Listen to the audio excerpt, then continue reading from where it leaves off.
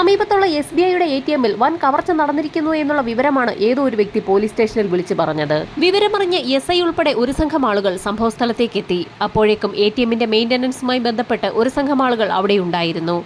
ഏതാനും നാളുകളായി ATMൽ നിന്ന് പണം പിൻവലിക്കാൻ കഴിയുന്നില്ല എന്നുള്ള പരാതി ആളുകൾ ബാങ്കിനെ അറിയിച്ചിരുന്നു. ഇതേ തുടർന്ന് മെയിന്റനൻസ് വിഭാഗം ATM ചെക്ക് ചെയ്യുന്നതിന് വേണ്ടി അവിടെ എത്തിയപ്പോഴാണ് മോഷണ വിവരം അറിയുന്നത്. ATMനുള്ളിൽ ഉണ്ടായിരുന്ന ക്യാഷിന് പുറമെ ക്യാഷ് വെച്ചിരുന്ന ട്രേയും കാണാനില്ല. ATM കൗണ്ടറിനുള്ളിൽ വിശദമായി തിരച്ചിൽ നടത്തിയിട്ടും പോലീസ് സംഘത്തിന് ഒന്നും തന്നെ കണ്ടുപിടിക്കാൻ കഴിയാത്ത സാഹചര്യത്തിൽ ഫോറൻസിക് സംഘത്തെയും വിരലടയാള വിദഗ്ധരെയും സംഭവസ്ഥലത്തേക്ക് വിളിച്ചു വരുത്തി. SI സംഘവും ATM കൗണ്ടറിന് പുറത്തു നിൽക്കുന്ന മെയിന്റനൻസ് ജോലികളുമായി ബന്ധപ്പെട്ടുള്ള ആളുകളെയൊക്കെ വിശദമായി തന്നെ ചോദ്യം ചെയ്തു. ഇത്രയും വലിയ കവർച്ച നടന്നിട്ടും ATMനുള്ളിൽ യാതൊരു വിധത്തിലുമുള്ള ബലപ്രയോഗം നടന്നതിന്റെയോ മറ്റു പാടുകൾ കണ്ടെത്താൻ കഴിയാത്തത് തങ്ങളെ തീർത്തും അത്ഭുതപ്പെടുത്തിയിരിക്കുകയാണെന്ന് മെയിന്റനൻസ് വിഭാഗം പോലീസിന് മൊഴി നൽകി. ATMൽ ഒരു ബലപ്രയോഗവും നടത്താതെ എങ്ങനെയാണ് മോഷണം നടത്താൻ കഴിയുന്നതെന്നായിരുന്നു പോലീസിന്റെ സംശയം. അതിനുള്ള മറുപടിയായി മെയിന്റനൻസ് വിഭാഗം മറ്റൊരു കാര്യം പോലീസിനോട് പറഞ്ഞു. ATM തുറക്കുന്നതിനുള്ള താക്കോലും ATMന്റെ കോഡും അറിയാവുന്ന വ്യക്തികൾക്ക് ATM തുറന്ന് അതിൽ നിന്ന് പണം എടുക്കാൻ സാധിക്കും. ATMന്റെ മെയിന്റനൻസ് പണികൾ നടത്തുന്ന വ്യക്തികളെ വിശദമായി പോലീസ് സംഘം ചോദ്യം ചെയ്യുന്നതിനോടകം തന്നെ ഫോറൻസിക് സംഘവും വിരലടയാള വിദഗ്ധരും അവിടേക്ക് എത്തിയിരുന്നു. ഫോറൻസിക് സംഘം ആദ്യം തന്നെ ATMനകത്തും പുറത്തുമുള്ള ക്യാമറയാണ് വിശദമായ പരിശോധനയ്ക്ക് വിധേയമാക്കിയത്. ക്യാമറകൾ പരിശോധിച്ച ഫോറൻസിക് സംഘം അമ്പരന്നുപോയി. ATM കൗണ്ടറിനുള്ളിലുള്ളതും പുറത്തുള്ളതുമായ 2 ക്യാമറകളും കേടാണ്. വിവരമറിഞ്ഞ പോലീസ് സംഘം ഉടൻ തന്നെ SBIയുടെ ശാഖയിലെത്തുകയും ATMുമായി ബന്ധപ്പെട്ടുള്ള ജോലികളൊക്കെ ചെയ്യുന്ന വ്യക്തികളെ വിശദമായി തന്നെ ഒരു ചോദ്യം ചെയ്യലിന് വിധേയമാക്കുകയും ചെയ്തു. അപ്രതീക്ഷിതമായി പോലീസ് സംഘം ചോദ്യം ചെയ്യാൻ വിളിപ്പിച്ചപ്പോൾ തന്നെ ഉദ്യോഗസ്ഥരൊന്ന് പരുങ്ങി. ക്യാമറ നേരത്തെ തന്നെ വർക്കിംഗ് കണ്ടീഷനിലല്ല എന്നുള്ള വിവരം തങ്ങൾക്കറിയാമെന്നുള്ള കാര്യം അവർ പോലീസിനോട് സമ്മതിച്ചു. CI സജീവിന്റെ നേതൃത്വത്തിലുള്ള സംഘം ബാങ്കിലുള്ള ആളുകളെയൊക്കെ വിശദമായി തന്നെ ചോദ്യം ചെയ്തു. ATMന് പുറത്തും അകത്തുമുള്ള ക്യാമറകൾ കേടായിരുന്നു എന്നുള്ള വിവരം ബാങ്കിന് അറിയാമായിരുന്നു. എന്നിട്ടും അത് കൃത്യസമയത്ത് മെയിന്റനൻസ് പണികൾക്ക് വിധേയമാക്കാത്തത് കൊണ്ട് ബാങ്ക് തന്നെ ഇത്തരത്തിൽ വലിയൊരു മോഷണം വിളിച്ചു വരുത്തിയിരിക്കുകയാണെന്ന് പോലീസ് വിലയിരുത്തി. കവർച്ച നടത്തിയിരിക്കുന്ന സംഘത്തിനും ക്യാമറകൾ വർക്കിംഗ് കണ്ടീഷനിൽ അല്ല എന്നുള്ള വിവരം അറിവുണ്ടായിരുന്നിരിക്കാം. അതുകൊണ്ടായിരിക്കാം സംഘം ക്യാമറകൾ വർക്കിംഗിലല്ലാത്ത ATM തന്നെ കവർച്ചയ്ക്കായി തിരഞ്ഞെടുത്തിരിക്കുന്നതെന്ന് പോലീസ് നിഗമനത്തിലെത്തി. CCTV ക്യാമറകളെക്കുറിച്ചുള്ള അന്വേഷണം പുരോഗമിക്കുന്നതിനിടയിലായിരുന്നു CI സജീവിന് നേരത്തെ മെയിന്റനൻസ് വിഭാഗം പറഞ്ഞ ഒരു കാര്യം ഓർമ്മയിൽ വന്നത്. ATMന്റെ കോഡും താക്കോലും ഉണ്ടെങ്കിൽ ആ ATM തുറക്കാൻ കഴിയും. അങ്ങനെയെങ്കിൽ ആ ATMന്റെ കോഡ് അറിയാവുന്ന ആളുകൾ ആരൊക്കെയാണെന്ന് പോലീസ് ഒരു അന്വേഷണം നടത്തി. എന്നാൽ തങ്ങൾക്കാർക്കും അറിയില്ല എന്നായിരുന്നു ഉദ്യോഗസ്ഥരുടെ മറുപടി. ATMന്റെ കോഡ് അതിൽ പണമടയ്ക്കുന്ന വ്യക്തികൾക്ക് മാത്രമേ അറിയാൻ കഴിയുള്ളൂ എന്നും ആ വിവരങ്ങൾ അവരൊരു കാരണവശാലും ബാങ്കുമായി ഷെയർ ചെയ്യില്ല എന്നും ഉദ്യോഗസ്ഥർ പോലീസിന് മൊഴി നൽകി. അത് മാത്രവുമല്ല, ATMുമായി ബാങ്കിന് മറ്റ് ബന്ധങ്ങളൊന്നുമില്ല എന്നും ATMൽ നിന്ന് പണം പോകുന്നത് തങ്ങൾ അറിയാറുണ്ടെന്ന് മാത്രമേ ഉള്ളൂ എന്നും ഉദ്യോഗസ്ഥർ പോലീസിനോട് പറഞ്ഞു. ATMുമായി ബന്ധപ്പെട്ടിട്ടുള്ള ട്രാൻസാക്ഷൻസ് ഒക്കെ വീക്ഷിക്കുന്ന ഉദ്യോഗസ്ഥനെ വിശദമായി തന്നെ പോലീസ് സംഘം ഒന്ന് ചോദ്യം ചെയ്തു. അയാൾക്ക് ATMൽ പണം ഉള്ളതായി മാത്രമാണ് കാണാൻ കഴിയുന്നത്. അതിൽ നിന്ന് പണം പോയതിന്റെ ഒരു സൂചനയും അയാൾക്ക് കാണാൻ കഴിയുന്നില്ല. ATMൽ നിന്ന് പണം വിഡ്രോ ചെയ്യുന്ന ആ ചാനലിലൂടെ പണം എടുത്താൽ മാത്രമേ ATMന്റെ ട്രാൻസാക്ഷൻസ് അനുസരിച്ച് SBIയുടെ കേന്ദ്ര സെർവറിലേക്ക് മെസ്സേജ് പോകൂ. ആ വിവരത്തിൽ നിന്നാണ് ശരിക്കും SBIയുടെ ആ ബ്രാഞ്ചിലെ അക്കൗണ്ടിൽ കാര്യങ്ങളൊക്കെ റിഫ്ലക്ട് ചെയ്യൂ. അങ്ങനെ ഒരു കാര്യം ഇവിടെ നടന്നിട്ടില്ല.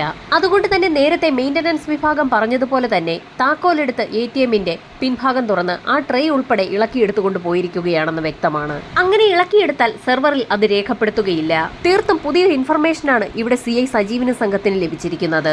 ബാങ്കിന്റെ ATM വർക്ക് ചെയ്യുന്നതിന് പിന്നിലുള്ള ലൂപ്പ് ഹോൾ നന്നായി പഠിച്ച ഏതോ വ്യക്തികളാണ് ഈ വലിയ കവർച്ചയ്ക്ക് പിന്നിലെന്ന് ഇതിൽ നിന്നും വ്യക്തമായി. ബാങ്കിലുള്ള ഉദ്യോഗസ്ഥർക്ക് ATMുമായി വലിയ ബന്ധമൊന്നുമില്ല എന്ന് മനസ്സിലാക്കിയ CI സംഘവും ചോദ്യം ചെയ്യൽ മതിയാക്കി വീണ്ടും ATM കൗണ്ടറിന് സമീപത്തേക്ക് എത്തി.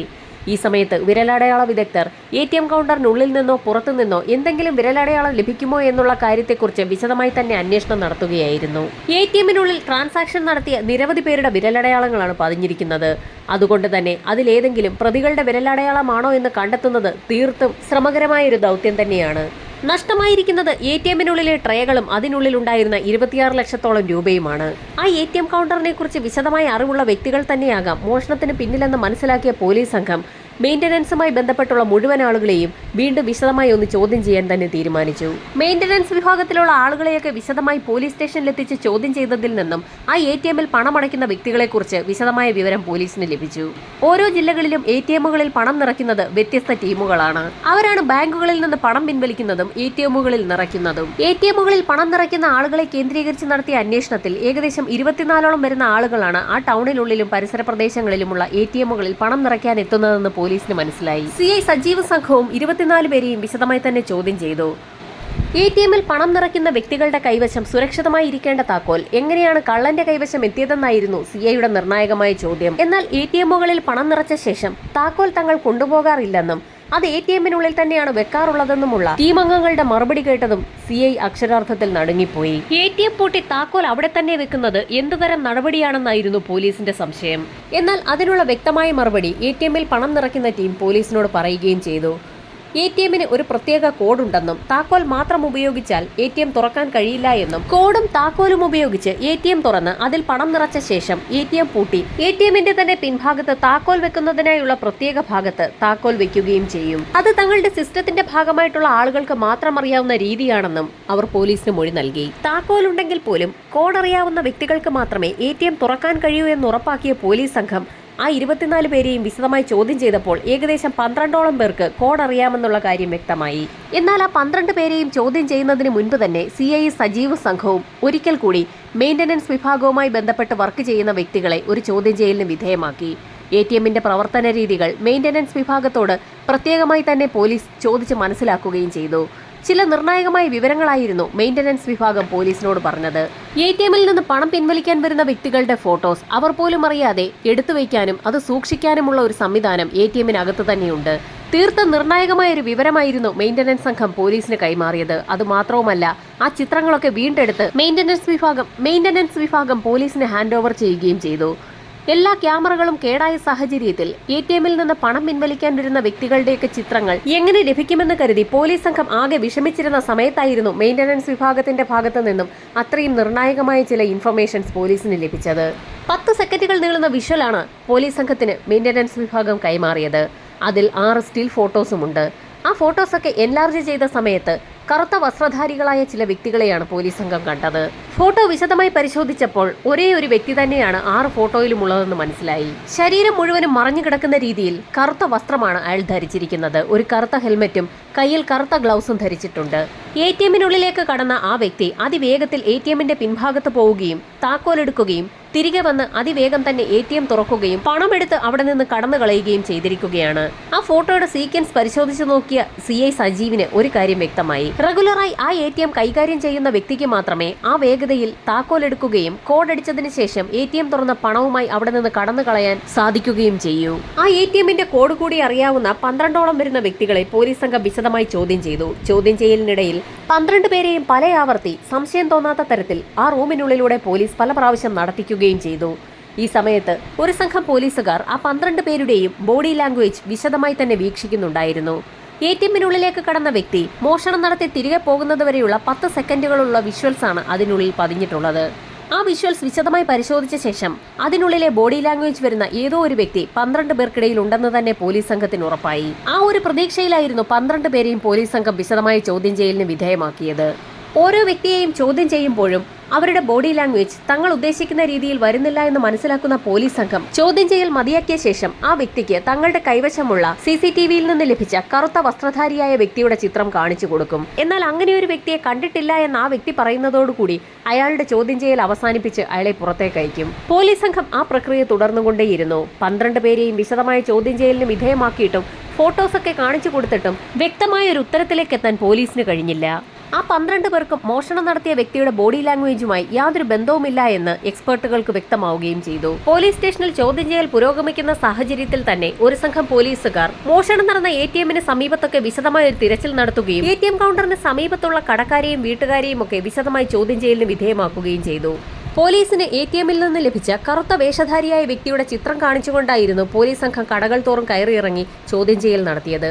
ആ ചോദ്യം ചെയ്യലിന് ഫലമുണ്ടായെന്ന് തന്നെ പറയാം. ATM തകരാറിലാണെന്നുള്ള വിവരം ഏകദേശം ആളുകൾ ബാങ്കിനെ അറിയിക്കുന്നതിന് തൊട്ടു മുൻപുള്ള ദിവസം കറുത്ത വേഷധാരികളായ 2 വ്യക്തികൾ കറുത്ത ഹെൽമറ്റ് ധരിച്ച് ബൈക്കിൽ ആ ഭാഗത്തുകൂടി പോകുന്നതായി ചില ആളുകളൊക്കെ കണ്ടിരുന്നു. പോലീസിന്റെ കൈവശമുള്ള ഫോട്ടോയിൽ ഉള്ളതുപോലെയുള്ള വ്യക്തികളാണെന്ന് കൂടി ചിലർ പോലീസിന് മൊഴി നൽകി.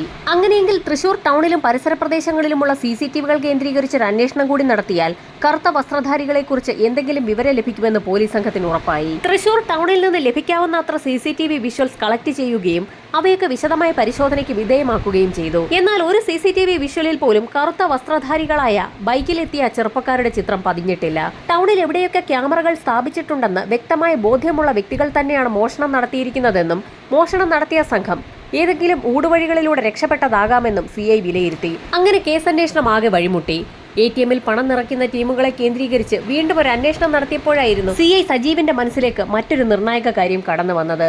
ATM കൗണ്ടറുകളിൽ പണം നിറയ്ക്കുന്ന ടീമംഗങ്ങളുടെ കൂട്ടത്തിൽ നിന്നും ഏതെങ്കിലും വ്യക്തികൾ ഈ അടുത്തിടെയായി ജോലി മതിയാക്കി പോയിട്ടുണ്ടോ എന്നുള്ളതായിരുന്നു CIയുടെ നിർണായകമായ ചോദ്യം. വലിയ ലാഭകരമല്ലാത്ത ജോലിയായതുകൊണ്ട് തന്നെ പലപ്പോഴും പല ആളുകളും ഇടയ്ക്ക് വെച്ച് നിർത്തി പോകാറുണ്ടെന്നും ടീമംഗങ്ങൾ മറുപടി പറഞ്ഞു. അങ്ങനെയെങ്കിൽ നേരത്തെ അവരുടെ കമ്പനിയിൽ വർക്ക് ചെയ്തിട്ടുള്ള വ്യക്തികളുടെയൊക്കെ ഡീറ്റെയിൽസ് സംഘടിപ്പിക്കാൻ കഴിയുമോ എന്ന് പോലീസ് സംഘം ഒരു അന്വേഷണം നടത്തി.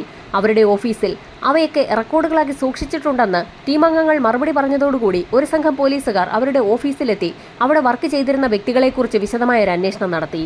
ആ ഏജൻസിയിൽ നിന്നും കഴിഞ്ഞ ഒരു വർഷത്തിനിടയിൽ പിരിഞ്ഞു പോയിട്ടുള്ള വ്യക്തികളെക്കുറിച്ചുള്ള വിശദ വിവരങ്ങൾ പോലീസ് കളക്ട് ചെയ്തു. പിരിഞ്ഞുപോയ വ്യക്തികളുടെ ഡീറ്റെയിൽസ് പോലീസ് സംഘം വിശദമായി കളക്ട് ചെയ്യുന്നതിനിടയിൽ ഒരു അന്വേഷണ ഉദ്യോഗസ്ഥൻ ATMകളിൽ സ്ഥിരമായി ഒരു പിൻ തന്നെയാണ് ഉപയോഗിക്കാറുള്ളത് എന്നുള്ള കാര്യം കൂടി ഏജൻസിയോട് ചോദിച്ചു. തീർത്തും ഞെട്ടിക്കുന്ന ഒരു മറുപടിയായിരുന്നു ഏജൻസി പോലീസുകാരോട് പറഞ്ഞത്. ഓരോ മാസവും ATMകളിൽ ഉപയോഗിക്കുന്ന പിൻ നമ്പറിൽ വ്യത്യാസം വരുത്താറുണ്ട് എന്നുള്ള കാര്യം അയാൾ പറഞ്ഞതോടുകൂടി അന്വേഷണ ഉദ്യോഗസ്ഥർക്ക് ഒരു കാര്യം വ്യക്തമായി. കഴിഞ്ഞ ഒരു മാസത്തിനിടയിൽ പിരിഞ്ഞുപോയ ഒരു വ്യക്തി പോലും അവരുടെ റെക്കോർഡിൽ ഉണ്ടായിരുന്നില്ല. എങ്കിൽ പോലും ആ ഏജൻസിയിൽ നിന്ന് പിരിഞ്ഞു പോയിട്ടുള്ള എല്ലാ വ്യക്തികളെയും കേന്ദ്രീകരിച്ച് വിശദമായ ഒരു അന്വേഷണം തന്നെ നടത്താൻ പോലീസ് സംഘം തീരുമാനിച്ചു. ഓരോ വ്യക്തികളെയും ചോദ്യം ചെയ്യുന്നതിനിടയിൽ അവരുടെ ബോഡി ലാംഗ്വേജ് വിശദമായി തന്നെ ശ്രദ്ധിക്കാനും പോലീസ് സംഘം മറന്നില്ല. ഫോട്ടോയിൽ കാണുന്ന വ്യക്തികളുടെ അതേ ബോഡി ലാംഗ്വേജ് ഉള്ള വ്യക്തിയെ കണ്ടെത്തുകയാണെങ്കിൽ അങ്ങനെയുള്ള ആളിലേക്ക് അന്വേഷണം കേന്ദ്രീകരിക്കണമെന്നുള്ള ഒരു നിർദ്ദേശം കൂടി മുകൾ തട്ടിൽ നിന്നും CI അടങ്ങുന്ന സംഘത്തിന് ലഭിച്ചിട്ടുണ്ടായിരുന്നു. അങ്ങനെ അന്വേഷണം നടത്തിയപ്പോഴായിരുന്നു ചേർപ്പിലുള്ള ഒരു നിഖിൽ രാജിന്റെ വീട്ടിലേക്ക് പോലീസ് സംഘം എത്തിയത്. പോലീസ് സംഘത്തിന്റെ കൈവശമുള്ള ഫോട്ടോയിലെ വ്യക്തിയുടെ അതേ പൊക്കവും വണ്ണവുമുള്ള വ്യക്തി തന്നെയാണ് നിഖിൽ രാജ്. എന്നാൽ അയാൾ തന്നെയാണോ മോഷണം നടത്തിയിരിക്കുന്നതെന്നുള്ള കാര്യത്തിൽ പോലീസിന് തീർച്ചയുണ്ടായിരുന്നില്ല.